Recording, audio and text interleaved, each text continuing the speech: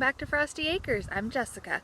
I'm posting the November video a little bit early because there's an event that I wanted to invite you to, and that is the Fall Fiber Festival, November 5th in Hopkins, Minnesota.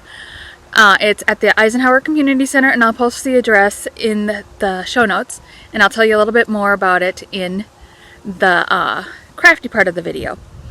So we'll get on with see what the animals have been up to this month. It's been a busy month here. It's the first frost of the year at Frosty Acres. Good morning, my loves. Even the alpacas are frosty this morning. And they could have gone in the barn, but they chose to stay out here. Part of the reason the frost actually sticks on their back is because they are so well insulated with their fiber.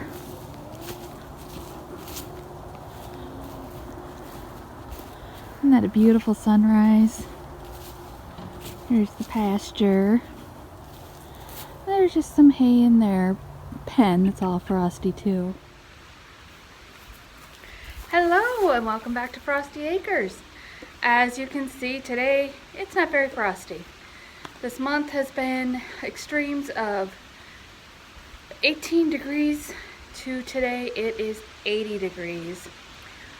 So I'm going to fill up the pools for the alpacas so they can cool off.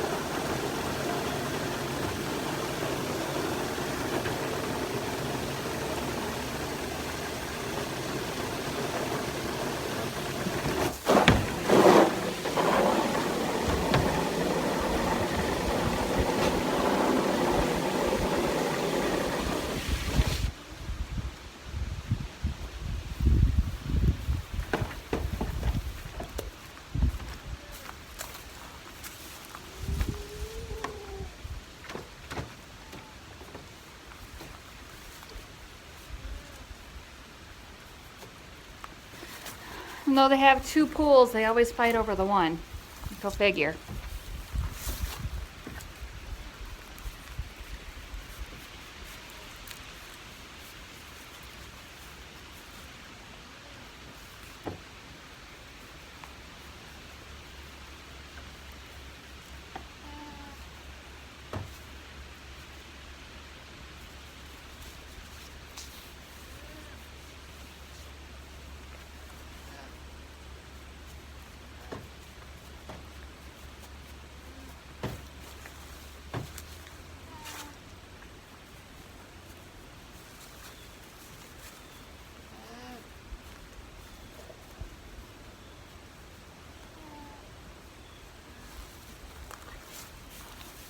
So I'm sure you're probably all wondering how the breedings went this last month.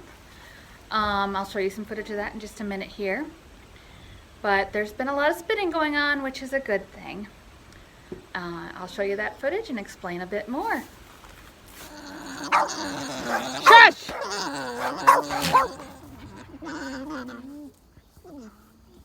Don't worry, she's not dead. She's just bored. She wishes he would hurry up.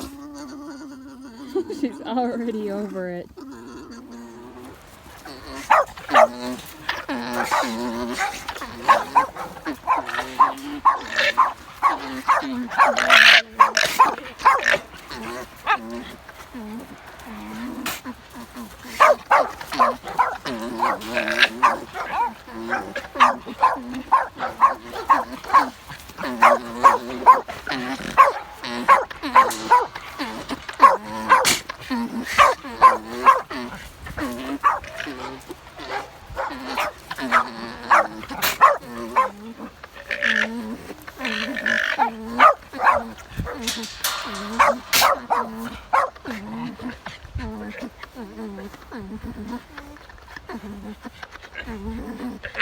So as Toffee and I were walking out of the girls' pen, we walked by Kenai. And I don't know if you can see it or not, but she's bad at both of us.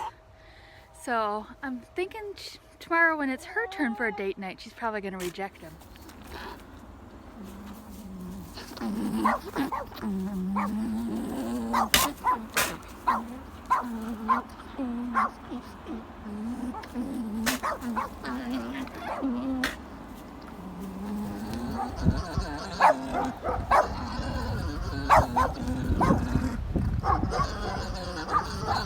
Spit at him, Ivy. Spit at him. Come on, girl. Get away from him.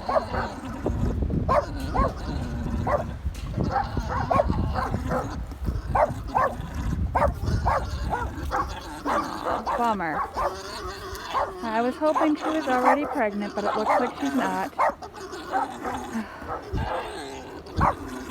Alright, I'll let them do their thing while I do chores.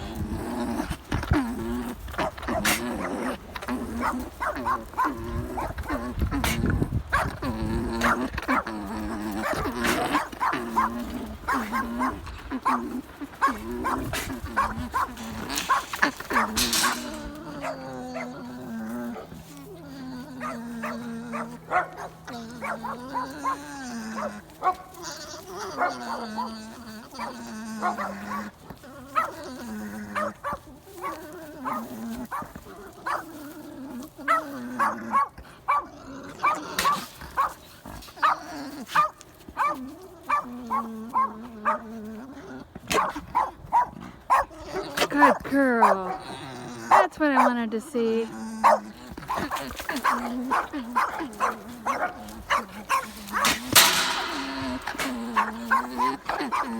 Dogs really don't like that when they do this. But it looks like Monica is not going to give in. Yay! So I'm sure you're wondering what all that spitting meant. Well, most likely Monica and Kenai are pregnant. Yay! Those two, I'm about 99.9% sure that they are expecting.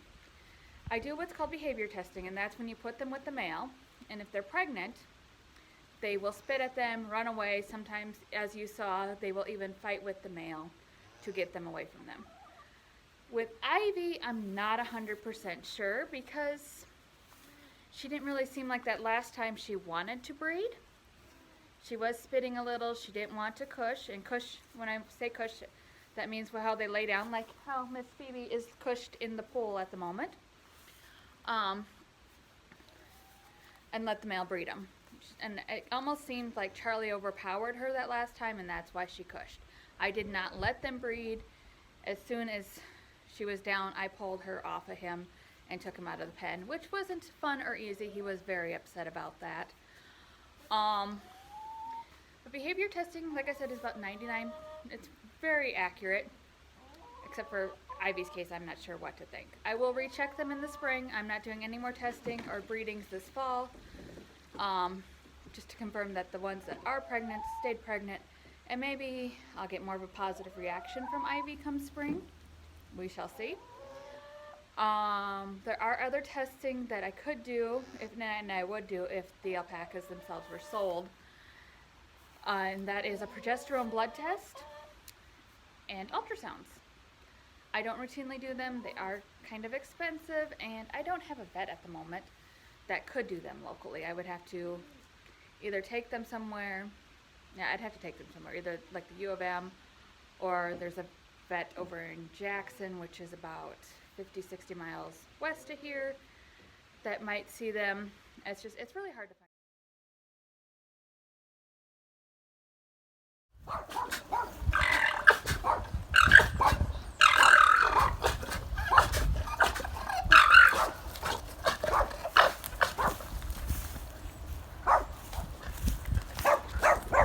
Oh boys, always gotta fight over something. So now it's time for the craft segment of the episode. So before I get into that, I wanted to talk a little bit more about the Fall Fiber Festival. It is, like I said, November 5th, and it's from 9 to 3 in Hopkins, Minnesota. The address is 1001 Minnesota Highway 7. It's at an elementary school, I believe. And what it is, we have over 30 vendors, ranging in everything from raw wool to finished products.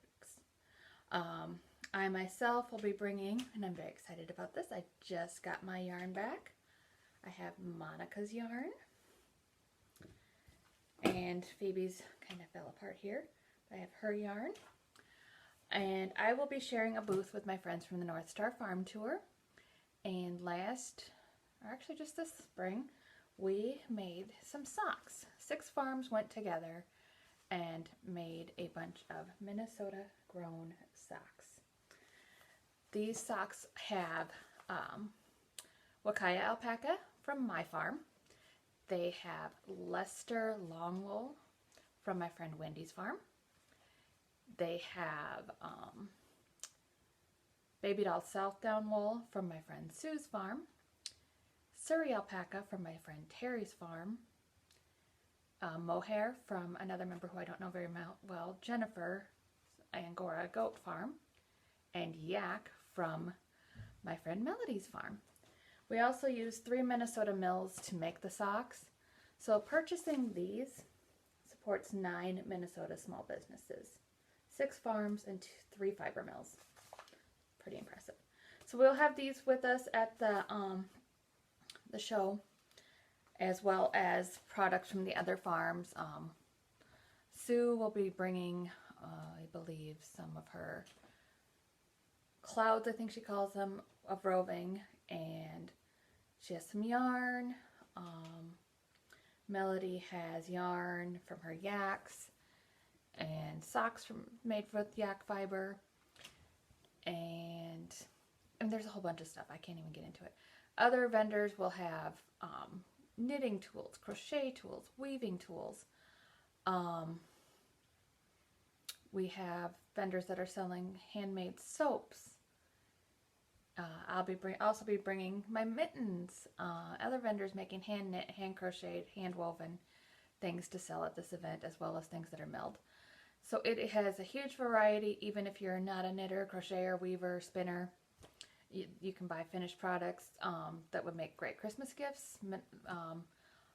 Mostly handmade from Minnesota farms. We have a few farms from I think it's mostly Minnesota this year. There might be some Wisconsin and North Dakota farms, but good variety.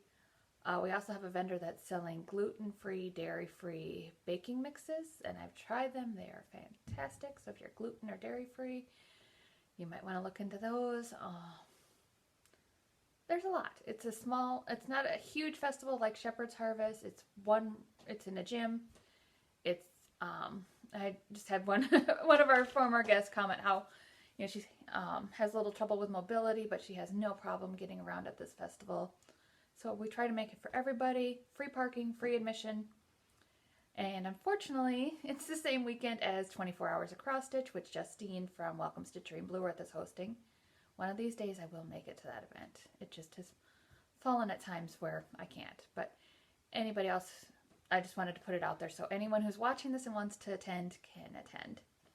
So, I've also been dyeing yarn. So here's one of the skeins that I've dyed. Next month's video is going to be about fiber. So I'm going to show you how I dye my yarn next month. So on to crafts. I'm going to start this time with stash. Sorry, it's kind of a zoo around here. I have 2 dogs and 4 cats, and I also borrowed my dad's dog last night because Abby likes to play with him. So last weekend, Mona, one of the girls from our Stitch in BE group, had a get-together at her house, her and her sister Nicole. And she gave us a little craft bag. And we also made our own stitch markers or zipper pulls. So there's a little acorn. And a ball of yarn.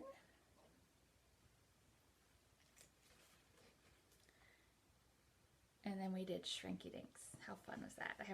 I've never actually done them. I remember seeing them, advertisements for making them when I was a kid. So here's a little witch.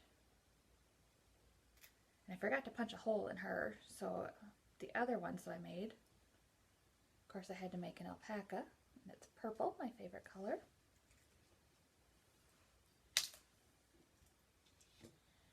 And an orange cat.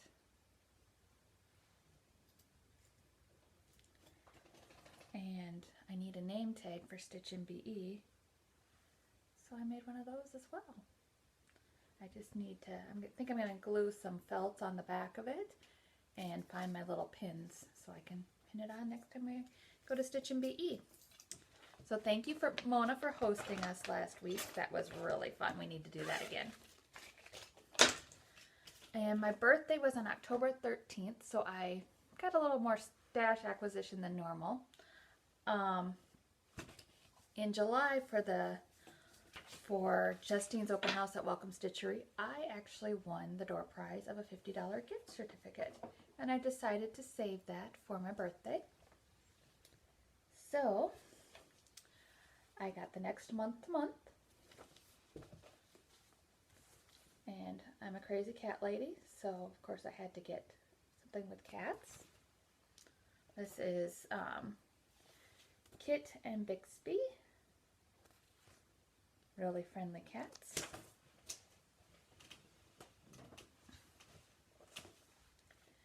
And then I blame Shelly from Whips and Sips for this one.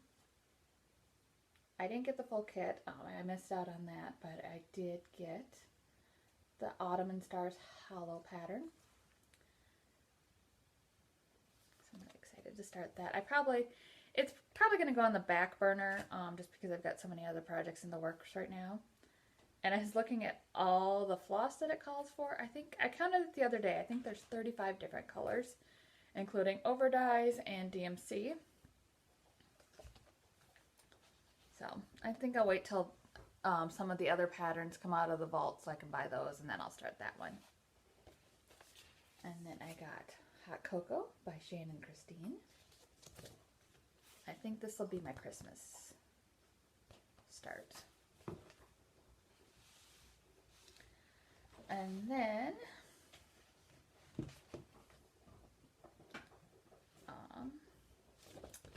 Queen Elizabeth.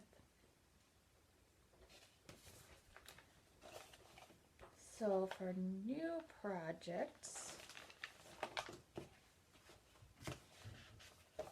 that I'm planning to start in the next month. Abby, quit barking at the cats.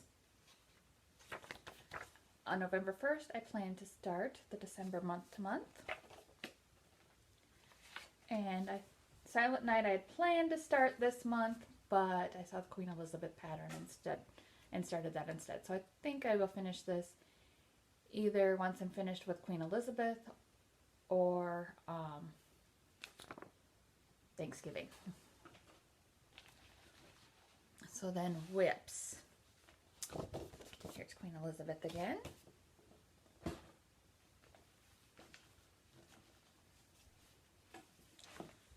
And this is my progress.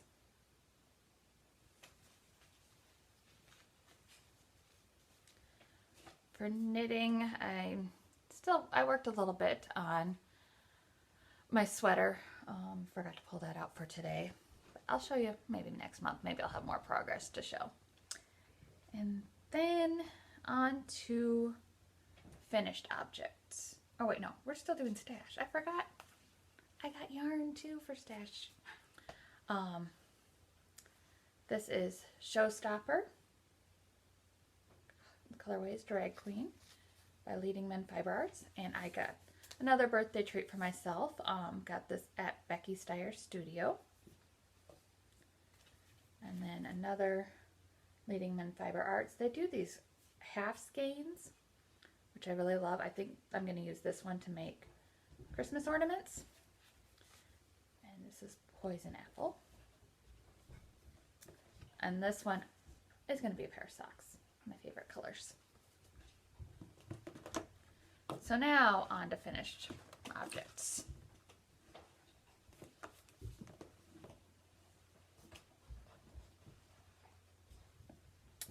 I finished the mittens that I was knitting last month, and I need to felt these, and they are going to be going to the Fall Fiber Festival with me.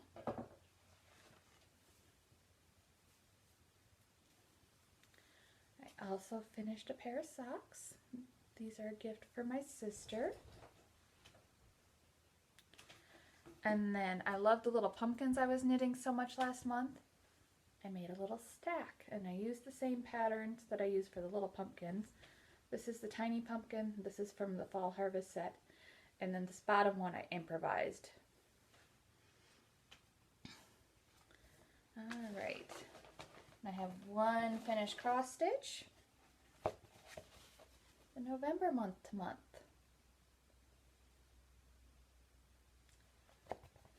I still have to fully finish it, but I started that last night and I ran out of glue. So hopefully run to town today, get more glue and get that finished. Though I'm not ready to change the barn over just yet. And since the theme was acorns, I knit some acorns to go with it. And that is also from the Fall Harvest Charm set by Susan B. Anderson. And who likes acorns? Squirrels. So I need a little squirrel to go with it. I was going to knit too, if I can tell the truth. I really didn't enjoy this knitting project. And he's cute and all, but this part right here, I didn't like doing. So I'm not going to make another one. And he's got a little acorn that he's hanging on to.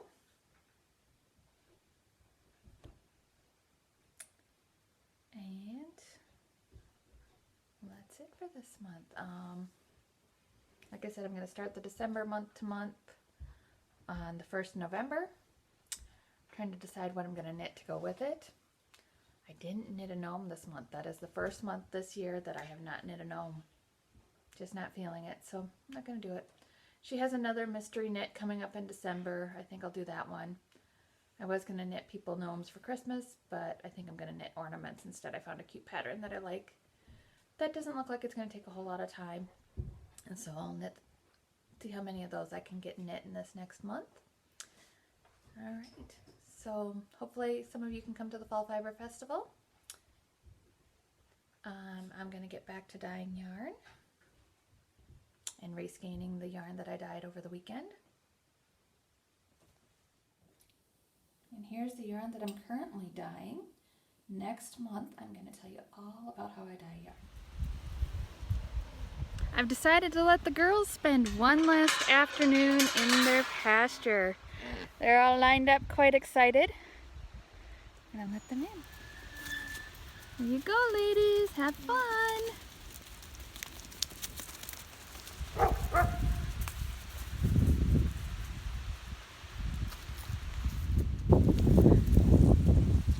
Looks like Phoebe really enjoyed her little dip.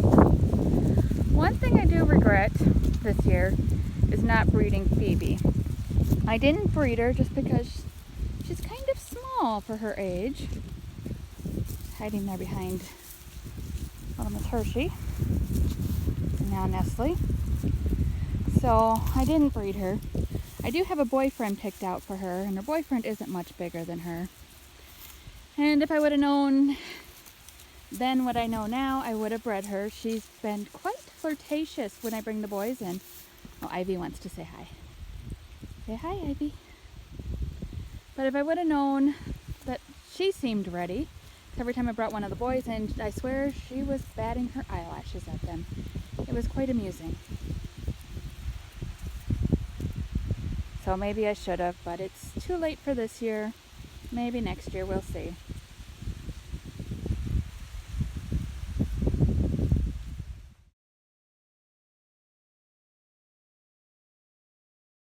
So this is Ivy. She's the one who I'm not 100% sure whether or not she's pregnant.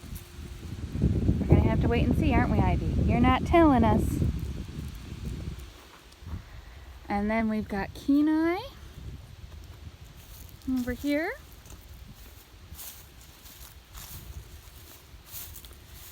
And in front of her, or next to her, is Monica.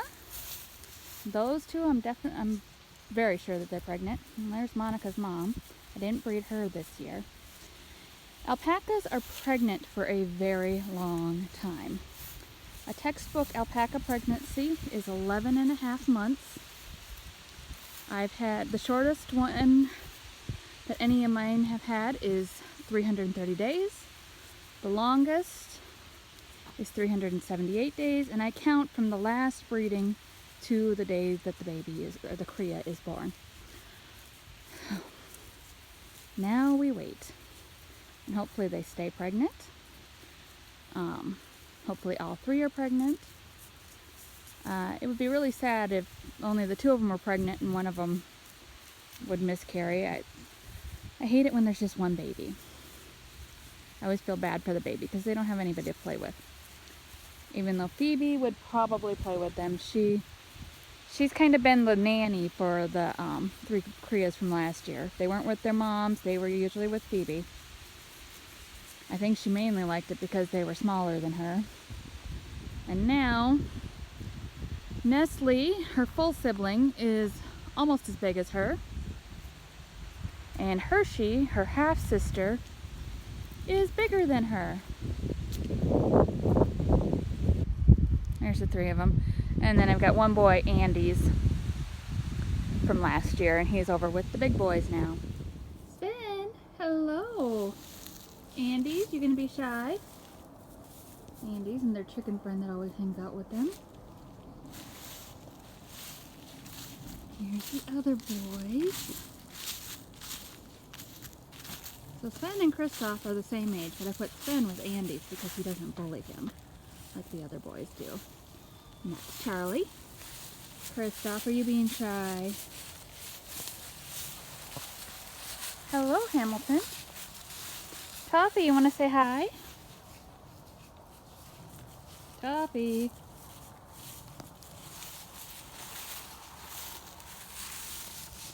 Hey, buddy. Want to say hi to the people? Thought we'd spend a little time with the boys, since most of the video is all about the girls. And there they are waiting, wondering why I haven't fed them yet. So I better get chores done. I thought that since we started the video at sunrise, we'd end it at sunset. Even though this isn't the end. We've got a long wait for those adorable little babies.